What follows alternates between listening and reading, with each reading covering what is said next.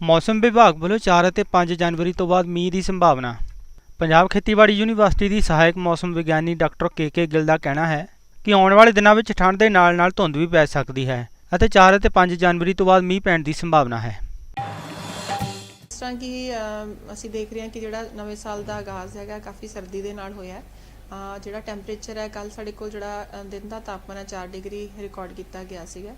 But ਹੁਣ ਆਉਣ ਵਾਲੇ ਦਿਨਾਂ ਵਿੱਚ ਇਹ ਸੰਭਾਵਨਾ ਹੈਗੀ ਹੈ ਕਿ ਜਿਹੜੀ ਥੋੜੀ ਬਹੁਤੀ ਬੱਦਲਵਾਈ ਜ਼ਰੂਰ ਬਣੀ ਰਹੇਗੀ ਔਰ ਸਵੇਰ ਵੇਲੇ ਜਿਹੜੀ ਧੁੰਦ ਪੈਣ ਦੀ ਸੰਭਾਵਨਾ ਹੈਗੀ ਹੈ।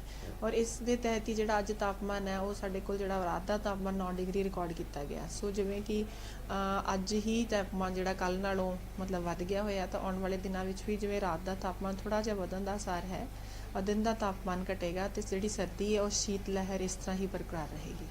ਬਰਸਾਤ ਦੇ ਚਾਂਸਿਸ ਹਲੇ ਜਿਵੇਂ ਸਾਡੇ ਕੋਲ ਜਿਹੜੀ ਫਰਾਈਡੇ ਤੱਕ ਦੀ ਫੋਰਕਾਸਟ ਹੈਗੀ ਹੈ ਉਹਦੇ ਵਿੱਚ ਹਲੇ ਕੋਈ ਚਾਂਸਿਸ ਨਹੀਂ ਹੈਗੇ।